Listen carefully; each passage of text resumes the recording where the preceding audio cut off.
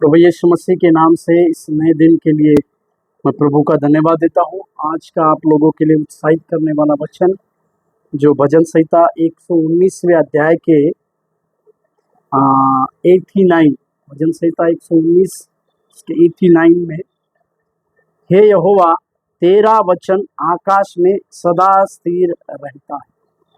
मेरे प्यारो, भजन संहिता का लेखक 119 भजन संहिता लिखने वाला लेखक यहाँ पर परमेश्वर के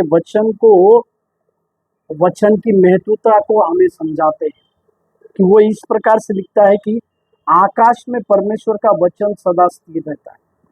मेरे प्यारो, वचन की महत्वता हमारे जीवन में हम आज के सवेरे के समय में समझ नहीं पाए। परमेश्वर के वचन के ऊपर परमेश्वर के वचन को जो स्वीकार करते हैं या परमेश्वर के लिखित वचन का आधार लेकर जो लोग अपने जीवन को जीते हैं, ऐसे व्यक्तियों के जीवन में किसी भी प्रकार की घटी को परमेश्वर कभी नहीं देगा। इस बातों को समझिए, क्योंकि परमेश्वर का वचन कभी नहीं टलता है।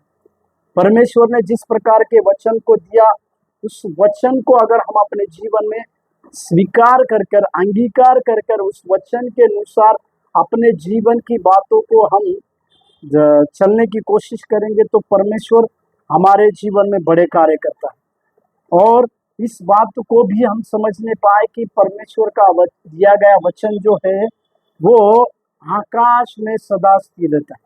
मेरे प्यारो, ये लिखित वचन जो है वो आकाश में सदा स्थिर रहता है। मतलब आकाश से परमेश्वर के द्वारा, परमेश्वर के कई एक लोगों के द्वारा सही प्रकाशन, आत्मा का प्रकाशन पाकर इस पवित्र शास्त्र के वचनों को लिखा गया, क्योंकि परमेश्वर ने ही उनको इस प्रकार से बुद्धि और ज्ञान की बातों को देकर इसे लिखने के लिए कहा गया। और इसी के लिए जो वचन स्वर्ग से आता है या जो वचन स्वर्ग के उस स्वर्गीय बुद्धि के द्वारा लिखा गया है, वो आकाश में सदा स्थिर रहेगा। मेरे प्यारों, मैं आज इस सवेरे के समय में आप सब लोगों को उत्साहित करना चाहता हूँ कि परमेश्वर के लिखित वचनों को आधार को लेकर आप अपने व्यक्तिगत जीवन, अपने सेवकाई का जीवन और अपने हर एक कामों की शुरुआत उसके वचन के अनुसार अगर हम करते हैं, प्रभु आप लोगों के जीवन में बड़े कार्य करेगा। इसके लिए उसका वचन आकाश में स्थिर है तो हमारे लिए भी वो बड़े से बड़े कार्य करता है। प्रभु आपको लोगों को आशीर्वाद।